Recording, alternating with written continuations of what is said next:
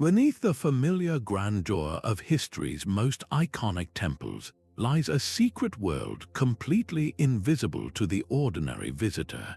These subterranean chambers, hidden for centuries, contain answers to questions we are only beginning to ask. By the end of our journey, you will see these ancient structures in an entirely new light, understanding the profound reasons they were built both above and below the earth. What drove ancient cultures to invest immense effort into spaces meant to remain unseen? How did these dark, confined areas become central to spiritual experience? What forgotten stories are waiting to be rediscovered in the silence below? When you think of humanity's search for the divine, how much of that story do you believe remains buried? The minds behind these sacred structures envisioned more than monuments reaching for the heavens.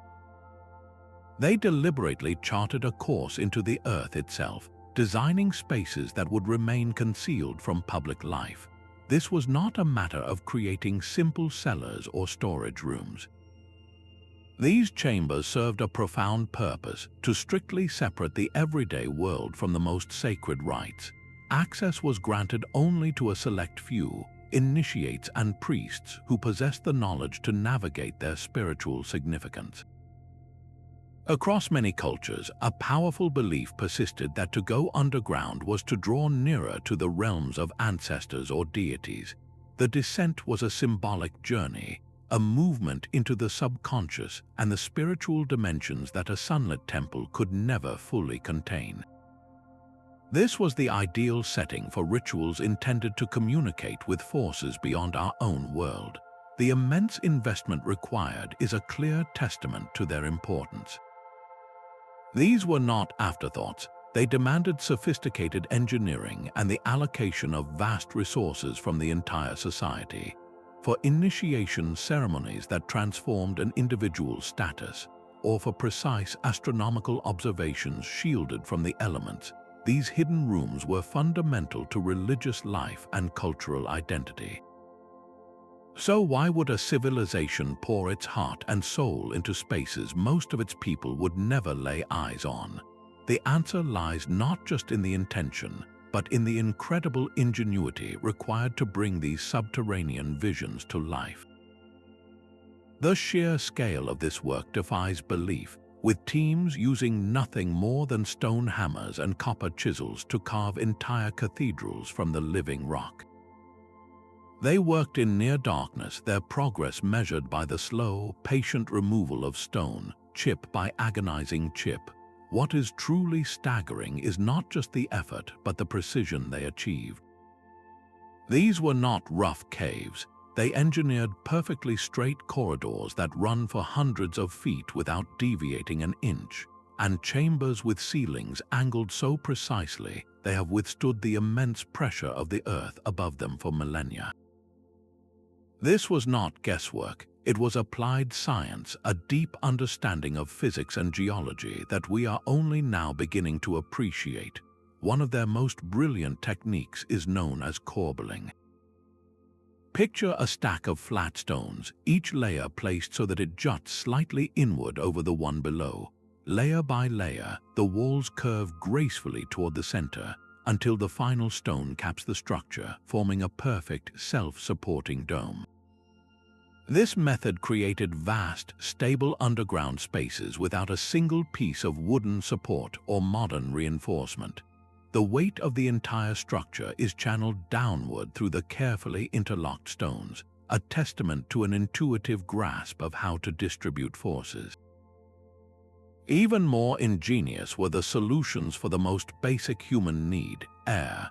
Deep underground, the risk of suffocation was ever present. Yet ancient builders engineered sophisticated ventilation systems, carving narrow, hidden shafts that ran from the surface down into the deepest chambers. These were not simple holes. They were carefully positioned to harness natural air currents, creating a passive circulation system that brought in fresh air and expelled the stale, all while remaining completely concealed from view.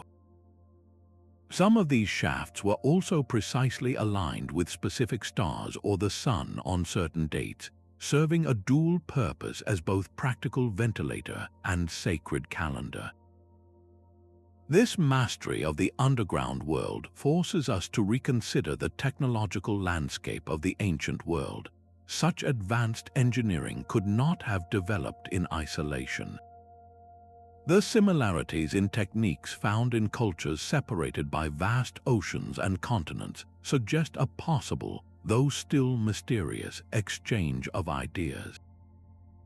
Or perhaps it points to a universal human genius, an ability to solve profound problems with the materials and knowledge at hand.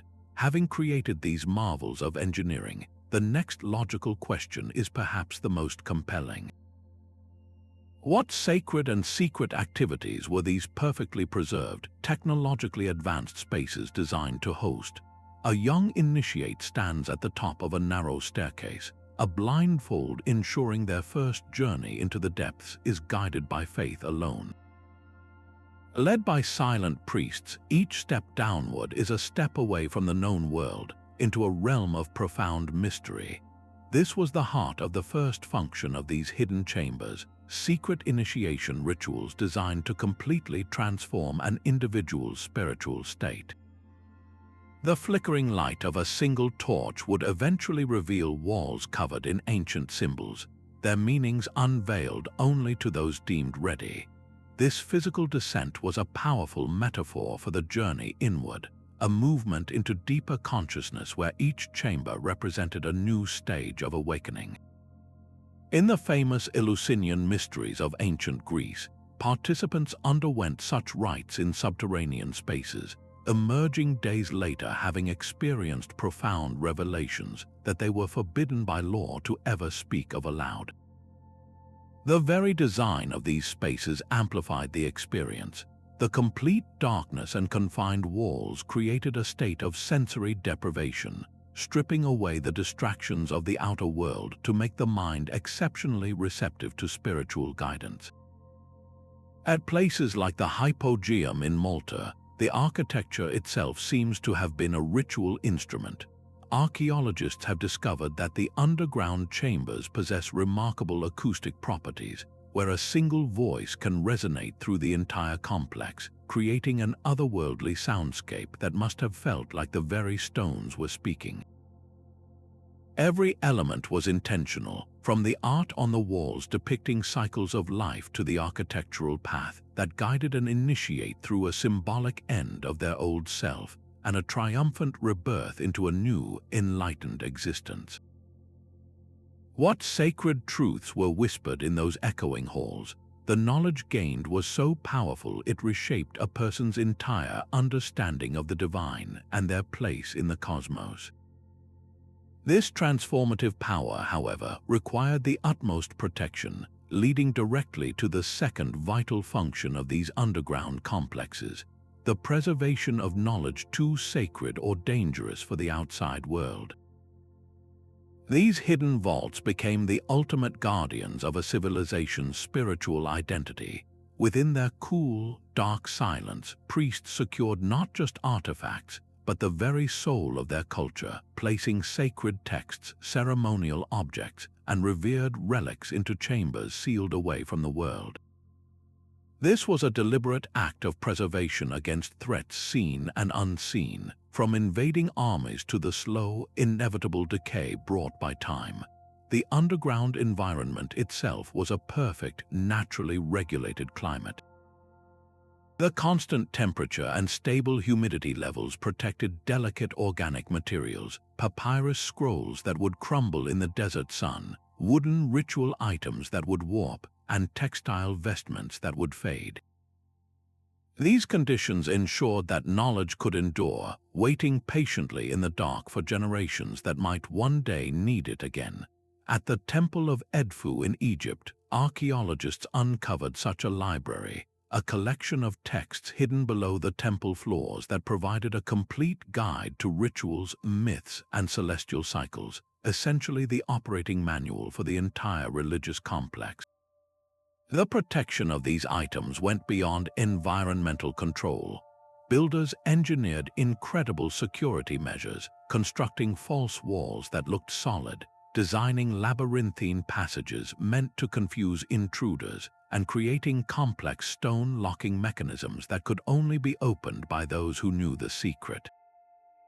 The profound secrecy surrounding these spaces was not just about physical protection. It imbued the stored objects with an aura of immense power.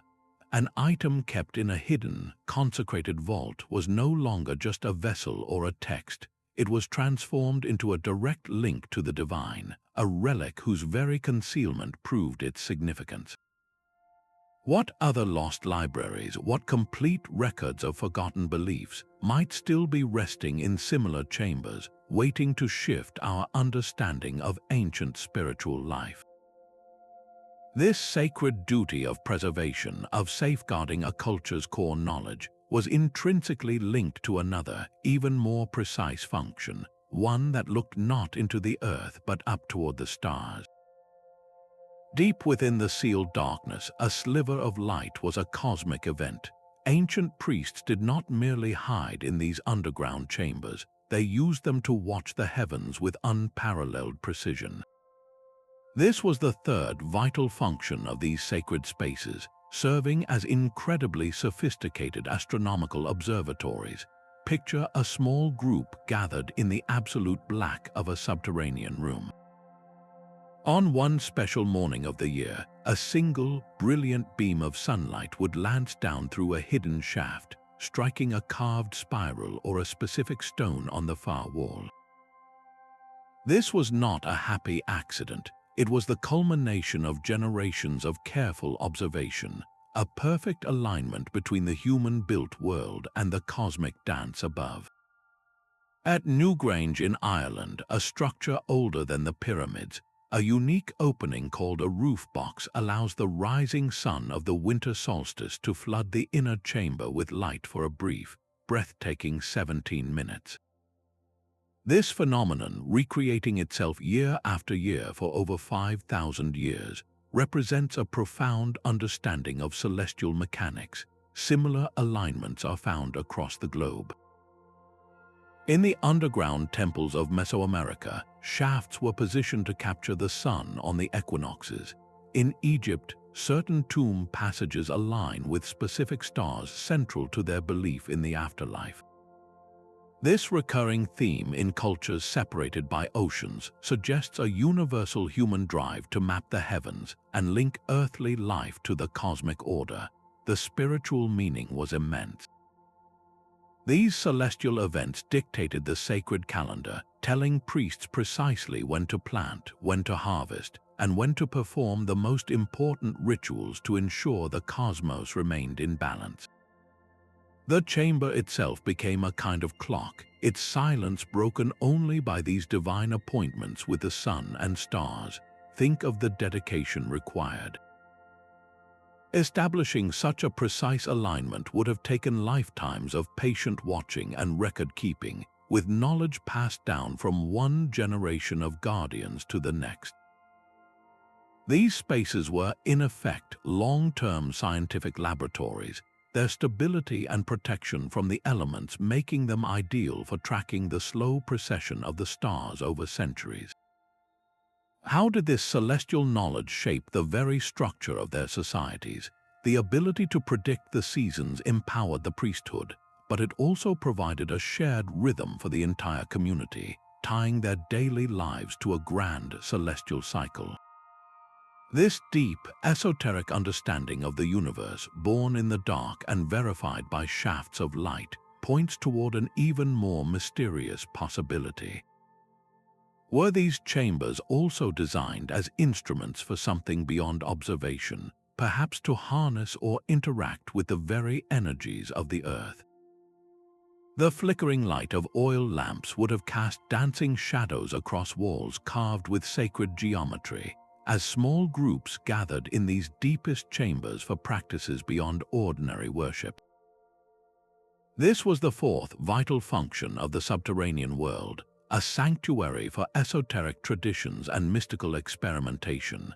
Here, far from public view, spiritual seekers engaged in rituals that mainstream temple ceremonies could never contain. They sought direct personal connection with spiritual realms through intense meditation, the repetition of mantras, and complex visualizations. In the rock-cut chambers beneath temples in India, for instance, evidence points to sophisticated tantric practices. These were not mere superstitions, but structured systems for exploring consciousness, using the profound silence and isolation to achieve altered states of awareness and self-realization. The architecture was an active participant in these endeavors. The dimensions of a room, the angles of its walls, and the symbols etched into stone were not arbitrary. They were carefully planned using sacred geometry, proportions believed to amplify spiritual energy and create a direct resonance with divine forces. Perhaps the most fascinating architectural feature is the sound. Many of these chambers possess extraordinary acoustic properties that seem intentionally designed. A single chant or the vibration of a ritual bell could transform into a cascading echo, filling the space with a layered symphony of sound that would have been experienced as the very voice of the chamber itself. This sonic environment could disorient the senses, blur the boundaries of self, and carry practitioners into deeper states of meditation. The absolute privacy was essential. It protected these often misunderstood practices from outside scrutiny, allowing profound spiritual traditions to be preserved and refined through generations, even during eras of religious conflict. What breakthroughs in understanding the nature of mind and spirit were achieved in these secluded laboratories of consciousness? The profound connection sought in these chambers, a bridge between the living and something greater, leads our exploration to a final, universal function: the veneration of ancestors and the mysteries of the afterlife. The profound silence of a sealed burial chamber was not an end, but a sacred threshold. Within these deepest temple levels, the community laid its most revered leaders to rest, creating a permanent bridge between the world of the living and the realm of ancestors. Visualize the careful, ceremonial placement of a high priest in an underground tomb, surrounded by offerings of food, sacred texts, and ritual objects. Each item was chosen with intention, believed to provide sustenance and safe passage for the soul's journey into the afterlife. This was far more than simple burial. It was an act of integration, weaving the spiritual lineage directly into the foundation of their most holy site. Modern archaeology has uncovered these sealed spaces, and the grave goods within offer an unparalleled window into ancient belief systems. Elaborate jewelry, ceremonial vessels, and inscribed prayers tell a story of a culture that viewed death not as a final cessation, but as a transition to another state of being. The architectural design of the chambers themselves often reflected this belief. False doors were carved into walls, symbolizing a passage for the soul. Long, descending corridors were aligned with specific stars, creating a celestial pathway meant to guide the departed. In cultures from ancient Egypt to the Americas, the substructure of the temple became a physical map of the afterlife, a carefully constructed landscape to navigate the unknown. What do these intricate preparations reveal about their understanding of existence? They show a deep conviction that the spiritual and physical worlds were intimately connected, and that the community had a duty to honor and assist those who had passed on. This created a powerful cycle of cultural continuity. By interring their spiritual founders and kings directly beneath the temple, a community literally built its present upon its past. The temple was not just a place for the living to worship, it was the eternal home of their ancestors. This physical connection reinforced social bonds and legitimized authority across countless generations. In some traditions, these subterranean chambers hosted specific rituals where living descendants would gather to communicate with ancestral spirits. seeking their wisdom for guidance or blessings for the entire community. The chamber's design, therefore, had to balance two needs: to facilitate a successful journey for the soul to the other side, and to ensure a protected, respectful resting place that fostered a positive relationship between the generations. This deep, symbolic link between honoring the departed and the flow of spiritual life naturally connects to another vital, practical function of these underground spaces: the management of the most essential element of all, water. The gentle, constant sound of flowing water would have been the first signal of a sacred transformation. Deep beneath the temple floors, hidden channels guided springs into man-made pools, creating spaces where the physical need for water seamlessly merged with the spiritual need for purification. This was the sixth vital function of the subterranean world, an ingenious fusion of practical engineering and profound ritual. Before any worshipper could ascend to the main sanctuary, they would first descend into these chambers to undergo a ceremonial cleansing, washing away not just the dust of the world but spiritual impurity. The water itself was often considered sacred, sourced from a protected spring or channeled directly from a river, believed to carry the life-giving essence of the earth.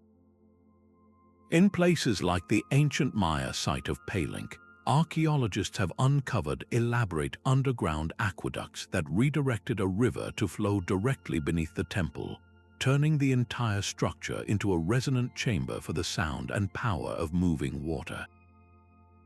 The engineering was remarkably sophisticated. Builders constructed precise gradients to ensure a steady flow, designed filtration systems using layers of sand and stone, and carved catchment basins to store water for times of drought. But this was never just about utility. Every element was imbued with symbolic meaning.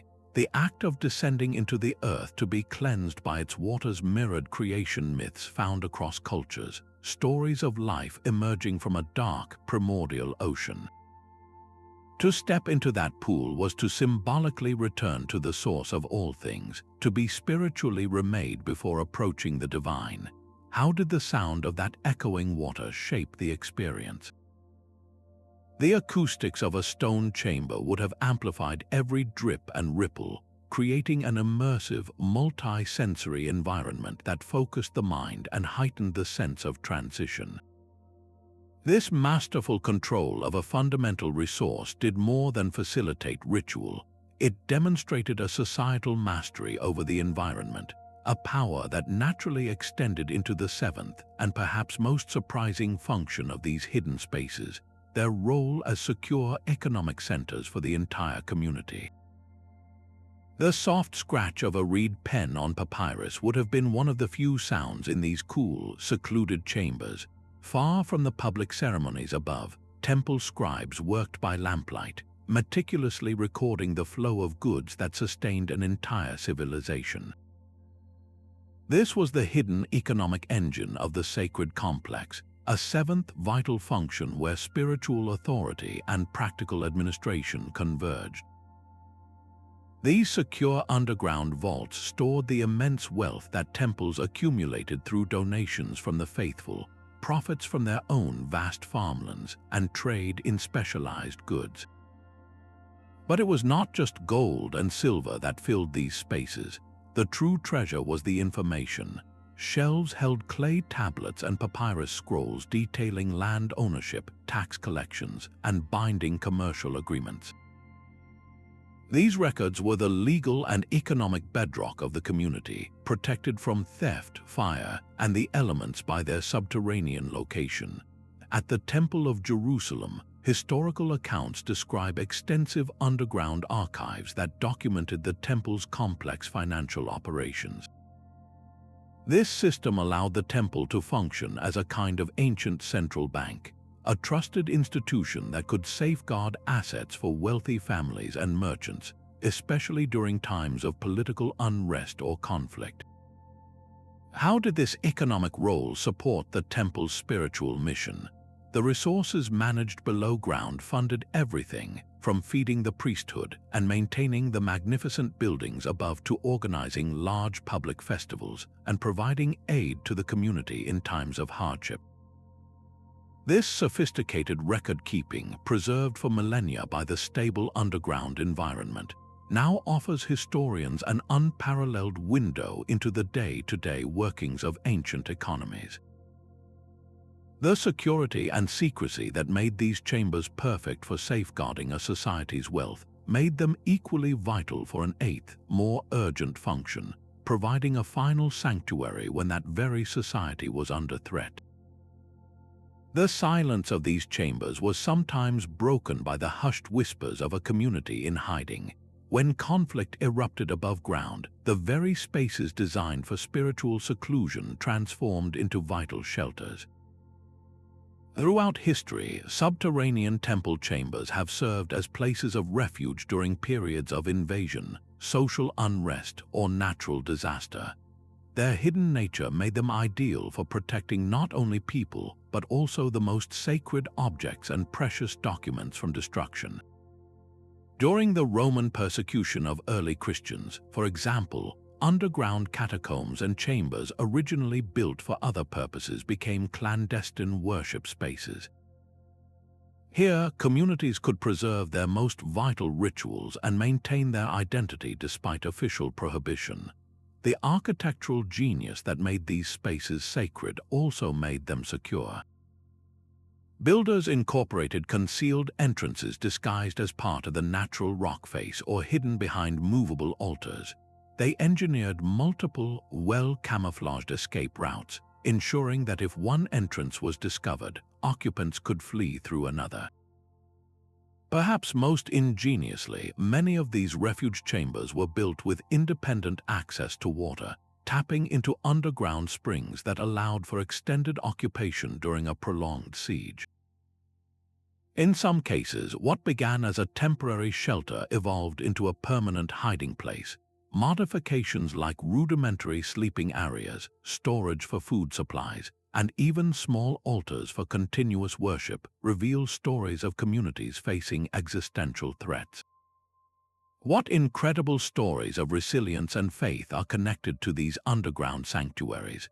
They were more than just hiding holes. They were living arcs that carried cultural and spiritual traditions through the most difficult periods, ensuring that a way of life could resurface when peace returned. The very walls that offered this physical protection also held another, more ethereal secret, one that becomes apparent not in silence but in sound. The sound of a single voice in these chambers could become a chorus. Beyond their roles as shelters and treasuries, many of these underground temples reveal a ninth, deeply intentional function, as masterpieces of acoustic engineering designed to shape spiritual experience through sound. The ancient builders were not merely constructing rooms, they were crafting resonant instruments from solid stone. They calculated dimensions and angles with such precision that specific frequencies would be amplified, creating reverberations that lasted for many seconds and standing waves that could be felt physically. At the Hypogeum in Malta, a deep chant in one particular chamber, known as the Oracle Room, creates vibrations that resonate through the entire body, an effect that many researchers suggest could alter brainwave patterns and facilitate profound states of meditation or trance. This was not a happy accident of architecture. It was the application of a sophisticated understanding of sound wave behavior, an ancient science of vibration. How did they achieve this without modern instruments? They likely used water to test resonance or employed tuned strings and voice to find the perfect proportions for a space, understanding that certain harmonies had a direct effect on human consciousness. The purpose was multi-layered. The immersive soundscape would have elevated the emotional intensity of any ritual, making the spoken word feel divinely powerful and the chanting of mantras an enveloping, physical experience. It could also serve a practical communicative function, allowing a priest's invocation in one chamber to be heard clearly throughout the complex, as if the temple itself were speaking. This intentional design points to a universal intuition that vibration is a fundamental creative force, a bridge between the material and the spiritual worlds. The very stones were tuned to sing, transforming ritual into a full-body encounter with the sacred. This profound manipulation of sensory experience makes one wonder what other invisible forces, from magnetic fields to geothermal energy, these ancient architects might have been aware of and sought to harness in their hidden sanctuaries. A sudden drop in temperature would be the first sign of crossing a threshold. As participants moved from one underground chamber to the next, the air itself changed, becoming cooler, carrying the scent of damp earth and smoldering resins. This was no accident, but a deliberate orchestration of atmosphere. These subterranean complexes were masterfully designed as multi-sensory environments, where every element from the humidity in the air to the quality of the light was engineered to guide the human psyche toward a spiritual encounter. The journey itself was a narrative written not in words but in sensory contrasts. The transition from the bright, hot, and noisy world above into the cool, silent, and absolute darkness below was a powerful psychological reset, stripping away the familiar and preparing the mind for revelation. Each chamber in the sequence offered a distinct sensory signature. One room might be intensely aromatic, filled with the smoke of psychoactive plants known to alter consciousness, while the next offered only the profound silence of a perfectly sound, dampened space, where the only sound was the beating of one's own heart. Lighting was a tool of immense power. The sudden appearance of a single beam of sunlight, illuminating a sacred symbol for just a few moments on a solstice, created a moment of breathtaking drama. Alternatively, the flickering, unpredictable light of oil lamps would cast monstrous, moving shadows on the walls, making carved deities seem to come alive. This careful manipulation of environment induced specific psychological states, from disorientation and fear in a narrow, twisting passage to awe and tranquility in a vast, echoing hall capped with a corbelled dome. How did these meticulously crafted environments enhance the effectiveness of temple rituals? They made abstract spiritual concepts tangible. A participant did not just hear a story about a journey to the underworld. They physically experienced the descent into darkness, the chilling air, and the disorienting echoes. They did not just learn about purification. They felt the physical shock of cold, cleansing water and inhaled purifying smoke. The ritual became a full-body, immersive experience, bypassing intellectual resistance and imprinting the spiritual lesson directly onto the senses. This profound understanding of human psychology, of how environment shapes belief and experience, reveals that these spaces were not just temples, but the ancient world's most sophisticated educational tools. The profound silence of these chambers made them perfect classrooms for the most sacred forms of knowledge. Far from the public ceremonies and daily distractions of the surface temple, small groups of students would gather around a teacher, their lessons illuminated by the gentle, flickering light of oil lamps. These secluded underground spaces served as specialized schools where the intricate details of religious tradition were carefully transmitted to a new generation of priests, scribes, and initiates. The curriculum was demanding, covering everything from the memorization of lengthy sacred texts and the precise pronunciation of ritual chants to the complex interpretation of celestial omens. Every gesture in a ceremony, every symbolic offering had to be performed with absolute accuracy, and this required an environment of intense, undistracted focus.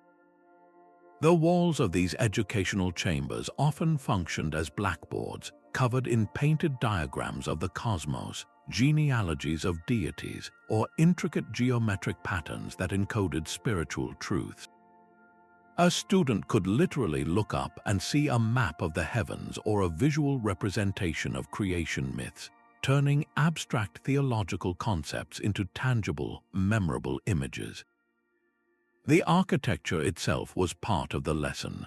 A descending corridor might physically enact the concept of delving into deeper wisdom, while a series of interconnected chambers could symbolize the progressive stages of spiritual enlightenment.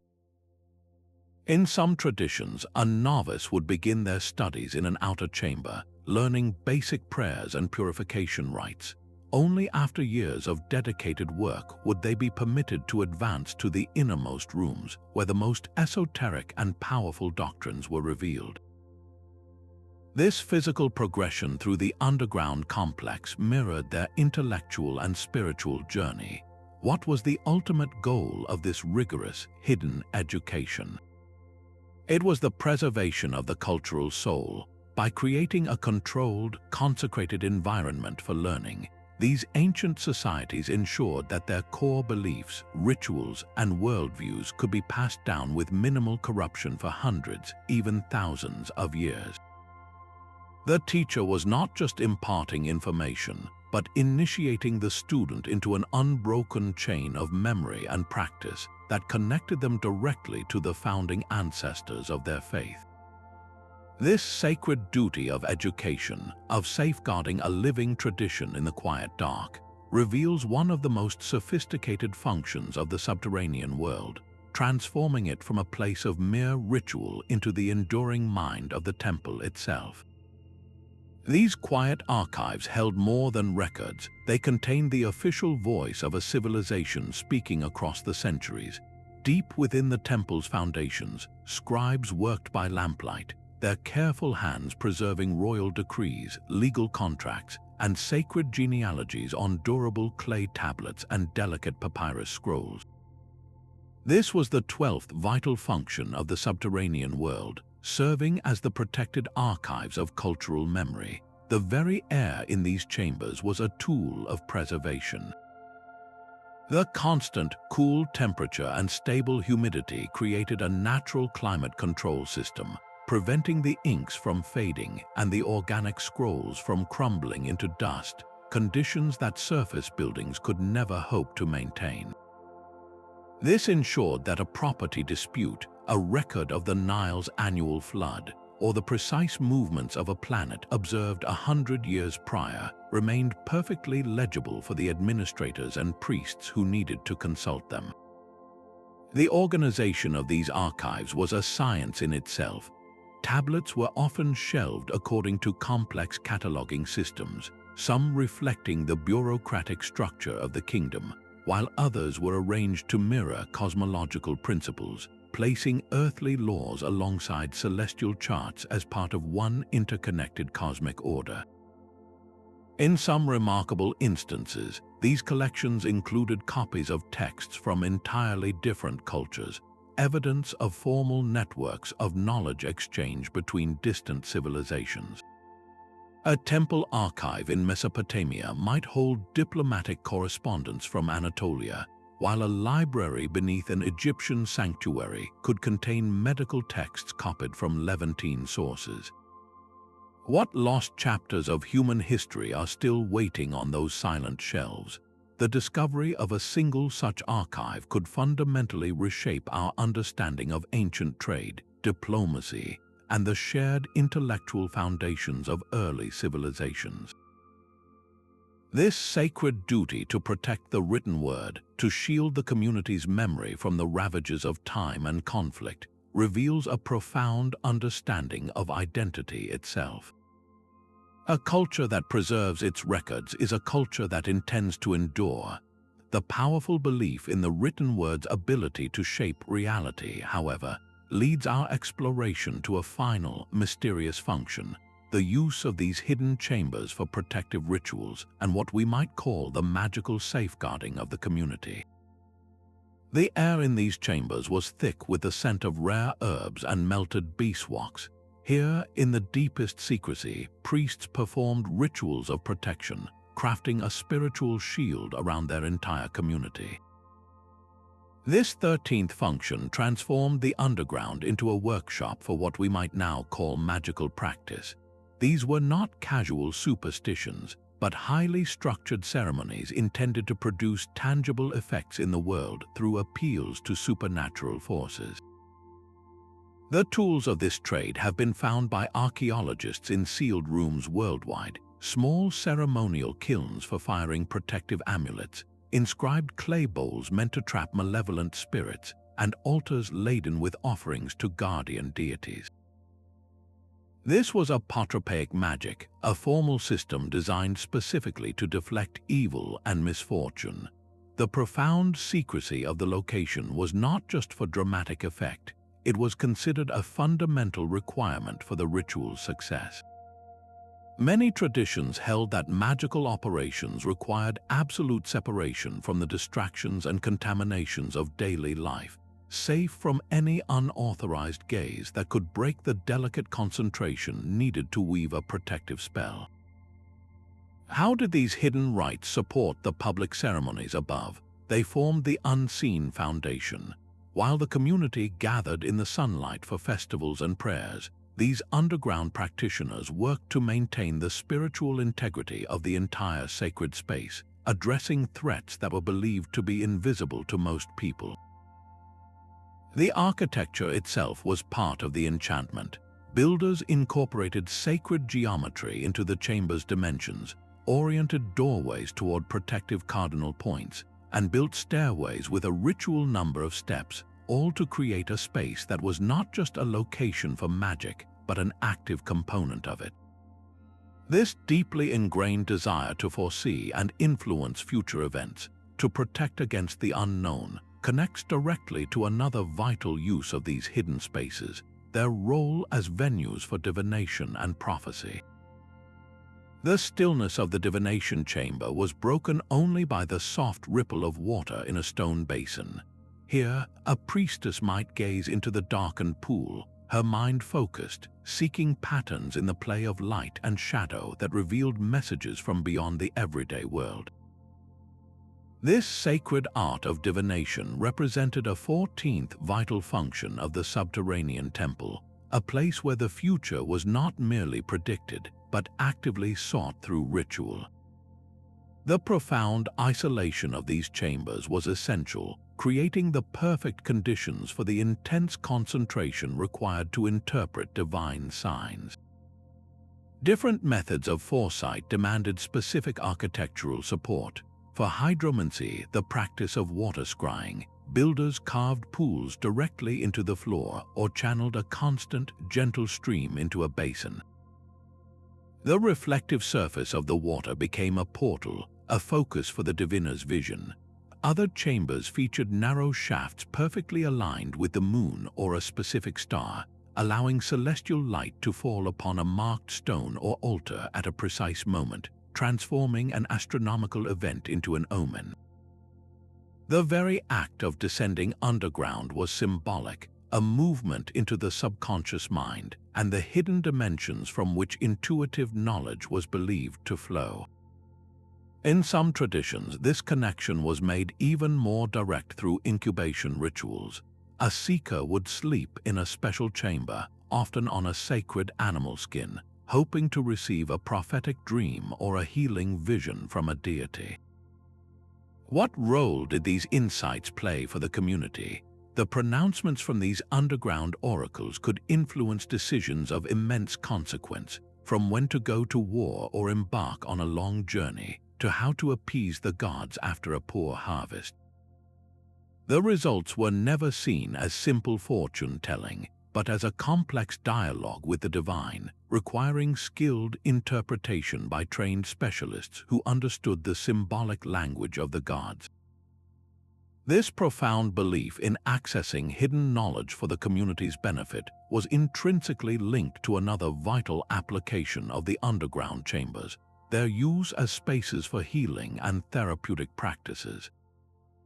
The scent of medicinal herbs would have hung in the cool, still air of these specialized chambers. Here, individuals sought not just spiritual enlightenment, but tangible relief from suffering, in spaces that functioned as the ancient world's most advanced therapeutic sanctuaries. This 15th function reveals a holistic approach to wellness, where healing rituals addressed the whole person, intertwining the physical and the spiritual in a way modern medicine is only beginning to rediscover. A person suffering from a persistent illness would first undergo a ceremonial purification in a sacred pool, its waters sourced from a protected spring believed to carry the earth's own curative power. This was not mere superstition, it was a psychological reset, preparing the mind and body for the treatments to follow. The underground environment itself was a carefully controlled component of the therapy. The constant, cool temperature provided natural relief for fevers and inflammation, while the high humidity in certain chambers could ease respiratory distress. In some traditions, specific rooms were dedicated to the preparation of complex herbal remedies. Archaeologists have found grinding stones, mixing bowls, and even small ovens in these spaces, alongside wall inscriptions that detail both the ritual incantations to be spoken and the precise physical measurements of ingredients. This combination is telling. It shows that the priest-healers saw no contradiction between invoking a deity and applying a poultice with measured, practical skill. The very journey into the chamber was part of the cure, moving from the bright, chaotic world above into a quiet, dimly lit space below created a powerful sense of transition, a symbolic shedding of illness and a movement toward wholeness that was reinforced by the architecture itself. A winding passage might represent the difficult path to recovery, while emerging into a calm, circular chamber symbolized the return to balance and health. How did these ancient practices understand the connection between mind and body? They operated on the principle that spiritual disquiet could manifest as physical ailment, and that physical pain could cloud the spirit. A treatment was not considered successful unless both aspects were reconciled. This profound integration of belief and biology, of ceremony and science, created a powerful placebo effect that modern researchers acknowledge can activate the body's own innate healing capacities. The legacy of these subterranean clinics challenges our segmented view of healthcare, suggesting that the environment of healing and the belief of the patient are not peripheral concerns, but central to the process of becoming well. This deeply communal approach to health, where an individual's wellness was tied to the vitality of the entire group, naturally reinforced the bonds that held the society itself together. The shared experience of descending together into a hidden chamber created an unbreakable bond. This 16th function of the subterranean world was perhaps the most socially vital, forging and reinforcing a powerful communal identity. When a select group passed beyond the view of the general populace and entered these exclusive spaces, they were not merely attending a ritual, they were actively constructing the very idea of us. The ceremonies performed within were carefully crafted to emphasize the group's unique history, its shared mythology, and its special status in the world. Every symbol carved into the walls, every chant recited in unison, served as a reminder of what made them distinct from all other peoples. The chamber itself often acted as a physical representation of their origin story, with its layout perhaps mirroring the path of their legendary migration, or its central pillar symbolizing the world tree from which their first ancestors descended. This was identity made tangible, experienced not just intellectually but physically and emotionally in the profound quiet below the earth. The very act of being granted access reinforced social structures. Knowing the hidden entrance or understanding the meaning of a specific symbol marked an individual as an insider, creating a clear distinction between those who belonged and those who did not. This shared secrecy became a powerful adhesive, binding participants together through a common knowledge that was inaccessible to the wider community. How did these underground chambers contribute to the long-term survival of cultural traditions? They created a living repository of identity. a space where the core narrative of a people could be performed and internalized away from outside influence or assimilation. The powerful memories formed in that dim, resonant space, the feeling of collective awe and belonging, created an allegiance that could endure for a lifetime and be passed to the next generation. This deep, cosmological understanding of their place in the world, nurtured in the dark, was intrinsically linked to a precise knowledge of the heavens above. A narrow beam of sunlight crept steadily across the stone floor, its movement marking the final moments before the spring equinox. In the deep quiet of the underground chamber, the priests watched this celestial clock, its silent signal confirming the time had come to announce the festival of planting to the community above. This was the 17th vital function of these hidden spaces, serving as the heart of a civilization's timekeeping system. The absolute darkness below ground created a perfect canvas for observing the faintest of celestial events, a sliver of moonlight entering a specific shaft or the precise point where a star's gleam would vanish at dawn. These observations were not abstract curiosities, they were the practical engine of society. The data gathered in these chambers dictated the agricultural calendar, telling farmers exactly when to sow their seeds and when to harvest, ensuring the community's food supply. They scheduled the great religious festivals that structured the year and guided the civil administration, determining when taxes were due and when legal terms began. This was time measured not by the arbitrary turning of a gear, but by the majestic, reliable rhythm of the cosmos itself. Some chambers housed intricate devices to track smaller increments of time. Water clocks, known as clepsydry, used the steady drip of liquid from one vessel to another to measure the hours of the night for ritual observations. Other spaces used carefully positioned pillars or obelisks whose shadows would fall upon a series of markers carved into the floor, dividing the day into sacred periods for prayer and ceremony. How did this deep, celestial timekeeping influence other fields of knowledge? The need for precise calendar management drove advances in mathematics, as priests developed complex arithmetic to reconcile the lunar month with the solar year. It refined astronomy, creating a class of expert observers who mapped the heavens with incredible accuracy. This mastery of time created a shared, predictable rhythm that bound the entire community together, from the farmer in his field to the scribe in the administrative hall, all moving to the beat of a cosmic drum measured in the quiet dark below the temple. This profound connection between the earth and the sky, measured so precisely underground, reveals how these chambers were not separate from the world, but central to its very operation, creating a symbolic landscape where human time and cosmic time became one. The stone beneath your feet was not merely a floor, but the surface of a primordial ocean.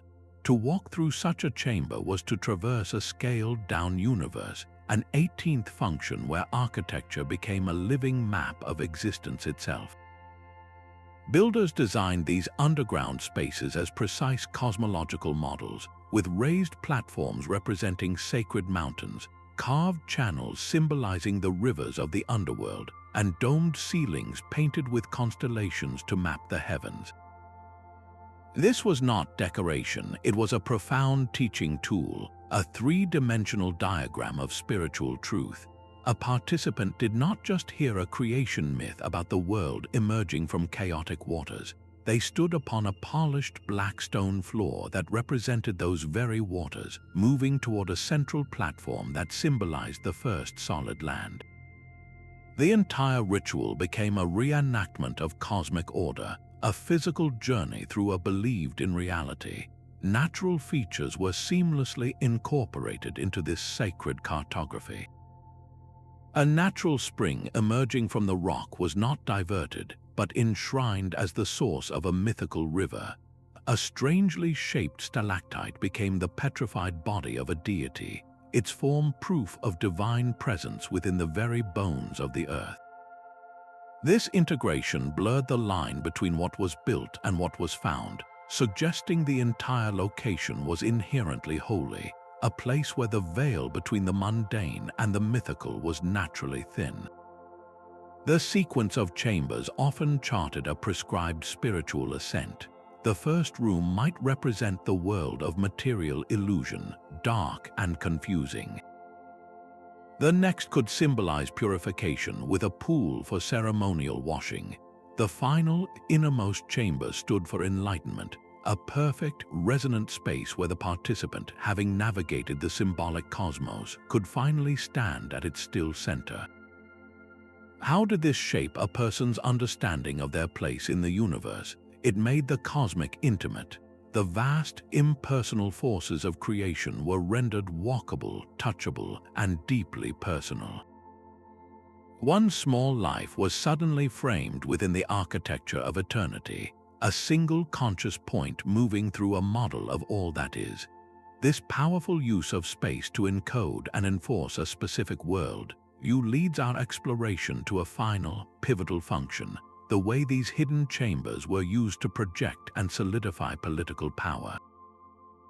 A newly crowned pharaoh descends the sacred staircase, leaving the cheering crowds behind. The transition from the bright, public world of the coronation to the profound silence of the underground chamber was a carefully staged political theater. This descent was not a retreat from power, but its ultimate source. In the flickering torchlight, the ruler would undergo rituals that transformed a mere mortal claim to the throne into a divinely sanctioned mandate. The chamber itself was a powerful statement, its walls carved with scenes of gods handing the symbols of kingship to their ancestors. By physically moving through this space, the ruler was inserted directly into that celestial lineage, becoming the latest link in an unbroken chain of authority that stretched back to the dawn of time. The royal insignia kept in these chambers were not just jewels and weapons, they were physical proof of this connection, touched only during the most sacred rites of accession. The profound secrecy of the location was crucial. It created an aura of mystery around the institution of kingship, separating it entirely from the messy, everyday world of governance and placing it firmly in the realm of the eternal.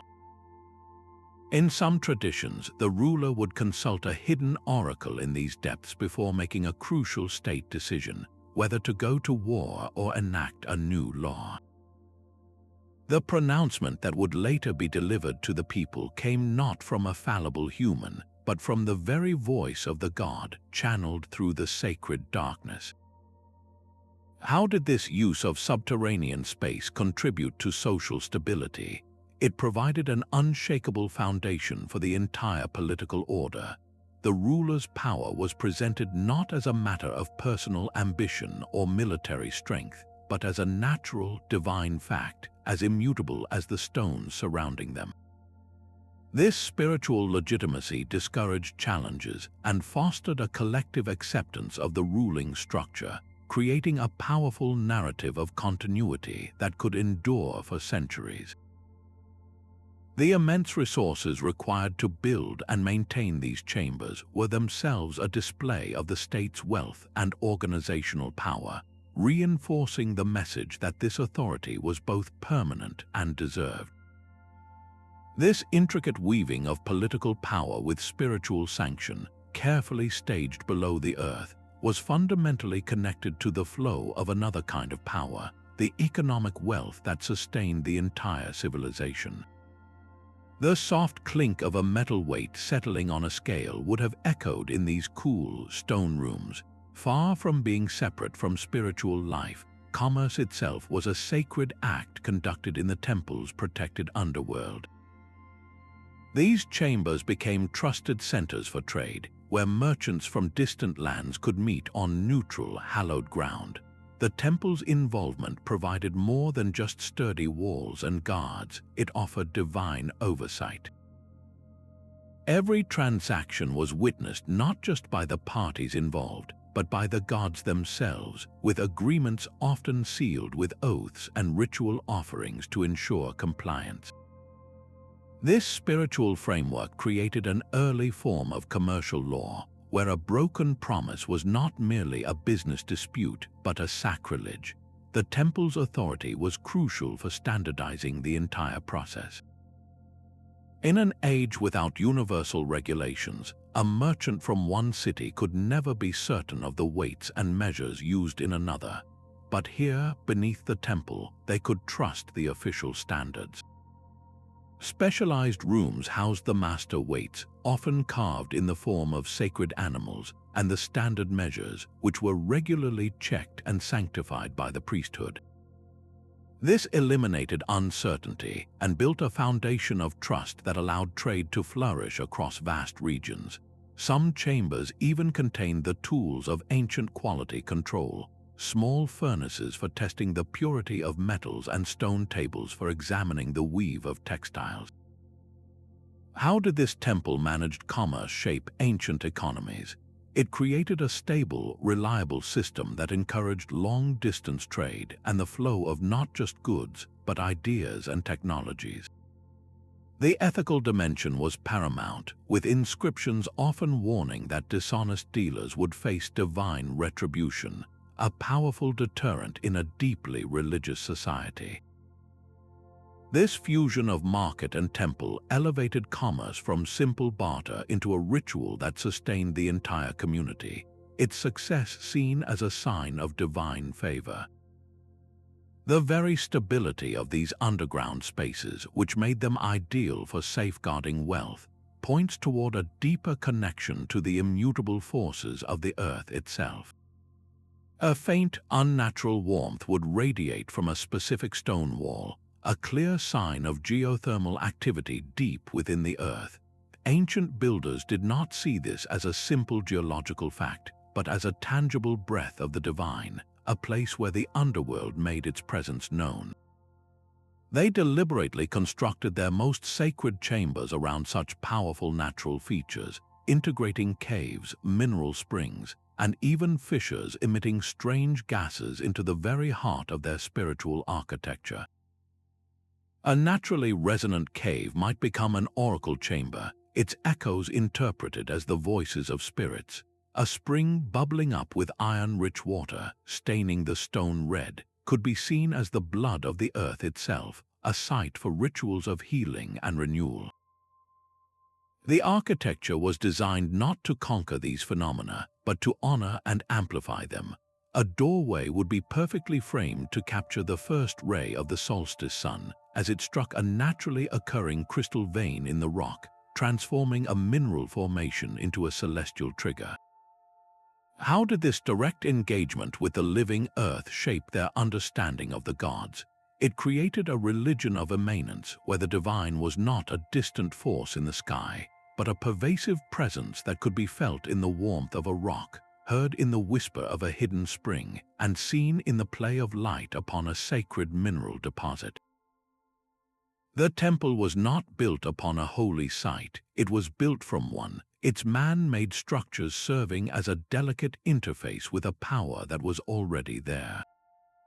This profound connection to the raw forces of the planet meant that these chambers were not just spiritually significant, they were often physically protected by the very terrain they celebrated. The same rugged geology that provided a sacred spring also created a formidable natural defense. A stone doorway that appeared solid could pivot silently on a hidden central pivot, sealing a passage to all but those who knew the exact spot to apply pressure.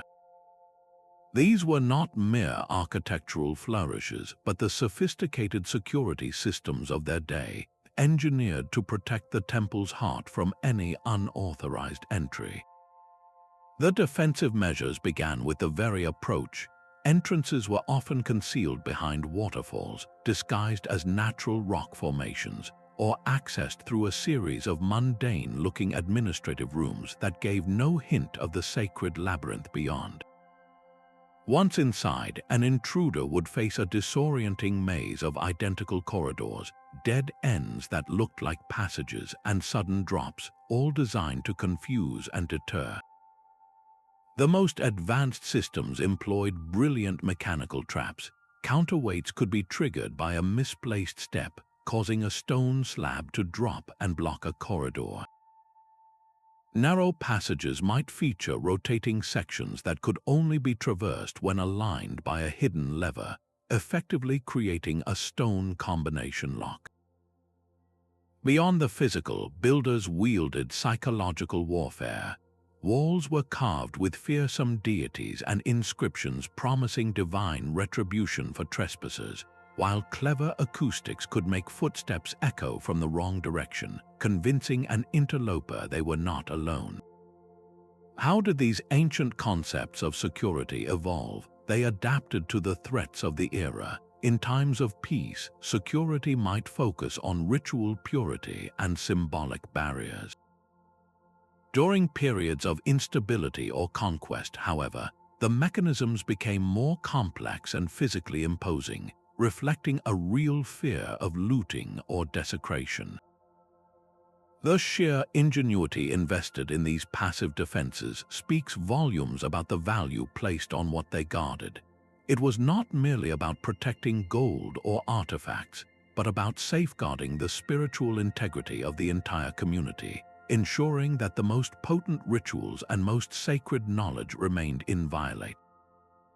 This deep-seated need for absolute protection created a paradox, however, for the very chambers designed to be unseen also became the perfect canvas for humanity's most enduring creative expressions.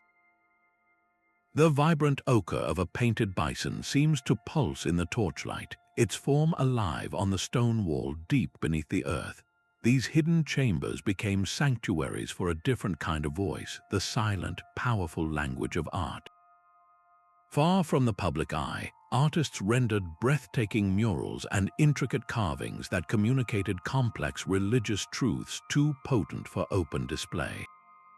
In the cool, stable darkness, they created sophisticated symbolic programs, a visual scripture that mapped entire cosmologies, narrated epic myths, and detailed precise ritual procedures for those initiated into their meaning.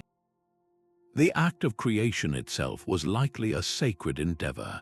An artist may have undergone purification rites before ever touching a brush, transforming their work from mere decoration into a form of active prayer, a ritual act of making the divine visible. This consecrated process imbued the images with a spiritual power that was believed to be inherent in the representation itself. The protected environment of these underground galleries acted as a perfect time capsule. The constant temperature and humidity shielded delicate pigments from fading and prevented the stone from weathering, allowing masterpieces like the detailed astronomical charts in Mayan tombs or the profound spiritual journeys painted in Egyptian burial chambers to survive for millennia in stunning clarity. What do these underground treasures reveal about the role of beauty in ancient spirituality? They show that the pursuit of the divine was inseparable from the creation of beauty, that aesthetic excellence was seen as a pathway to spiritual truth. The elaborate scenes were not just for admiration, they were visual textbooks. A single carved panel could encode multiple layers of meaning, from a straightforward mythological tale to an advanced metaphysical concept, readable only by those trained in its symbolic language. This visual communication ensured that essential knowledge could be transmitted across generations, even in societies with low literacy rates, preserving the core of a cultural identity in a form both beautiful and enduring. The survival of these artistic treasures, perfectly preserved in their subterranean vaults, provides a uniquely clear window for modern archaeology, offering insights that crumbled surface structures could never hope to preserve. A delicate wooden scepter carved with the face of a forgotten deity lies exactly where a priest placed it 3,000 years ago. These sealed chambers are not merely historical sites, they are time capsules of unparalleled fidelity, preserving snapshots of ancient life that surface ruins can only hint at. The significance of these subterranean spaces for modern archaeology cannot be overstated. Their stable environments, shielded from sun, rain, and fluctuating temperatures, have acted as perfect vaults for materials that otherwise vanish from the historical record. Intricate textiles, fragile papyrus scrolls, wooden implements, and even remnants of food offerings have survived in these quiet darknesses, offering a tangible connection to the people who used them. Each object is a silent witness, a data point in a story we are still learning to read. The discovery of the Dead Sea Scrolls in hidden desert caves, for instance, was not just about finding old texts. It was about recovering an entire library of spiritual thought that reshaped our understanding of early Judaism and the context surrounding formative religious movements. Modern technology is now the key to finding these sealed chapters without ever lifting a shovel. Ground-penetrating radar sends pulses into the earth, revealing the ghostly outlines of rooms and passages hidden deep beneath our feet. Three-dimensional laser scanning can map a known chamber with millimeter precision, capturing every carving and surface imperfection to create a permanent digital record. Chemical analysis of the very air inside a sealed tomb can detect the faint residue of ancient incense or the molecular ghosts of decomposed offerings, telling us what rituals were performed there. These tools have led to breathtaking finds, like the recent scanning of a pyramid that revealed a hidden corridor longer than a football field, a space untouched since the day it was sealed. Every such discovery forces historians to rewrite their textbooks. A single inscription found in a hidden chamber can upend long-held theories about a king's lineage. The sophisticated engineering of a water system beneath a temple challenges the assumption that such technology emerged centuries later. The preservation of a diverse array of seeds in a storage chamber rewrites our knowledge of ancient agriculture and trade. What we thought we knew is constantly being refined by what emerges from the ground. This presents a profound and urgent question for our time. How do we protect these irreplaceable windows into the past in a modern world of vibration from nearby construction, pollution that alters delicate microclimates, and the simple pressure of tourism? The very act of opening a perfectly preserved chamber begins its degradation. The challenge we face is a race against time, to learn from these spaces while ensuring they remain for future generations to study with technologies we cannot yet conceive. A single breath of modern air can begin a chemical reaction that slowly erases a masterpiece painted thousands of years ago. The very stability that preserved these subterranean chambers for so long is now profoundly fragile. The introduction of electricity with its lighting and climate control systems can drastically alter the humidity levels that have protected delicate organic materials for centuries. The carbon dioxide and moisture from the breath of even a small number of visitors can feed microbial growth on stone surfaces, while vibrations from nearby urban development or even footfalls can gradually shake ancient pigments from their plaster beds.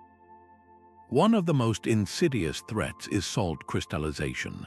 As groundwater evaporates from the stone, it leaves behind dissolved salts that expand and contract with changes in humidity, slowly but relentlessly forcing the surface of the rock to powder and flake away. The beautiful murals and carvings we admire are, in some cases, actively fighting a losing battle against this invisible chemical pressure. How do conservators combat these invisible enemies without causing further harm? Their work is a delicate dance of science and restraint conducted in near silence. They use specialized lights to map the faintest cracks and sophisticated sensors to monitor the slightest fluctuation in temperature and humidity. To stabilize a fragile wall painting, they might use microscopic injections of specially formulated consolidants, materials designed to seep into the stone and rebind its structure without altering its appearance. In some cases, the most advanced tool is non-intervention, deciding that limiting all access is the only way to ensure long-term survival. This creates a fundamental tension between our desire to witness these marvels and our responsibility to preserve them. International teams now collaborate on these challenges, sharing data and developing new methods, from using nanotechnology to create protective barriers to employing three-dimensional laser scanning to create perfect digital surrogates for at-risk sites. The question is no longer just about how to restore what we see, but how to safeguard the entire delicate ecosystem of the chamber itself. This urgent work to protect the known inevitably leads our thoughts back into the darkness, to the tantalizing possibility that the most significant discoveries still lie ahead, waiting in chambers that have never felt the touch of modern light. A faint signal on a radar screen hints at a void deep beneath the stone, a hidden room untouched for thousands of years. This is the frontier of temple exploration today, where the greatest discoveries may not come from a spade but from a sensor. Researchers now stand at the threshold of unseen worlds, using technologies that feel like something from science fiction to peer through solid rock. One of the most promising tools is called muon tomography. It uses cosmic rays, natural particles raining down from space, to create three-dimensional images of dense structures. Just as an X-ray reveals the bones within a body, a muon detector can map the empty spaces within a pyramid, revealing chambers and passages without ever making a hole. Satellite imaging offers another god's eye view, identifying subtle dips in the ground or minute differences in vegetation growth that betray the presence of ancient, buried walls. Advanced seismic analysis works like a form of echolocation for the Earth, sending gentle vibrations into the ground and reading the echoes to build a picture of what lies below. The goal is a complete, non-invasive scan of these sacred sites, a virtual excavation that protects the physical integrity of the chambers while granting access to their secrets. This approach raises profound ethical questions that modern archaeology must navigate. Is it respectful to digitally enter a space that was designed to be eternally sealed? How do we balance the global hunger for knowledge with the beliefs of local communities and descendant cultures for whom these sites remain deeply sacred? The conversation has shifted from what we can uncover to what we should uncover, prioritizing preservation over possession. The potential locked in these unexplored spaces is staggering. One sealed chamber might contain an intact library, its scrolls preserving a complete spiritual tradition that history has forgotten. Another could hold the workshop of an ancient scientist, with tools and models that reveal a lost understanding of astronomy or physics. The very architecture of a newly discovered complex could finally provide clear evidence of contact between cultures separated by vast oceans, suggesting a shared spiritual language that we are only beginning to decipher. What profound questions about human consciousness and our search for meaning might be answered by the artifacts waiting in the dark? These future discoveries promise to do more than fill in gaps in our history books. They will likely force us to reconsider the entire narrative of ancient innovation and spiritual thought, revealing a past that is far more complex, interconnected, and ingenious than we ever supposed. The next great chapter in this story is not buried in the dust of past excavations, but lies ahead in the silent, unseen voids that technology is just now beginning to reveal. This journey into the depths leaves us with more than just facts. It offers a new way of seeing. The temples we thought we knew, with their towering peaks aimed at the heavens, reveal their true nature only when we understand their hidden foundations. These subterranean chambers were not secondary spaces, but the vital, beating heart of the entire complex, where the practical needs of a community met its most profound spiritual aspirations. They show us ancient civilizations in their full complexity, not as societies obsessed only with the afterlife, but as ingenious cultures that masterfully integrated astronomy with administration, sacred ritual with sound engineering, and artistic expression with the safeguarding of knowledge. Every beam of sunlight channeled to mark a solstice, every whisper amplified in a resonant hall, every secure vault protecting a community's wealth, was part of a single, unified vision. The legacy of these spaces is a testament to a universal human drive to find meaning, to connect the rhythms of our daily lives with the grand, eternal cycles of the cosmos. As emerging technologies allow us to peer through stone and map unseen voids, we stand on the brink of discoveries that will continue to reshape our understanding of the ancient world. The true treasure of these chambers is the enduring insight they provide into our own nature, revealing a timeless capacity to build bridges between the earthly and the divine, to find the sacred not only in the light but in the quiet, purposeful dark.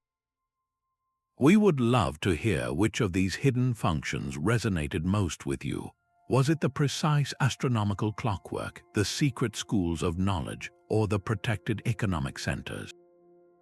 Share your thoughts in the comments and subscribe to join us as we continue to uncover history's greatest mysteries.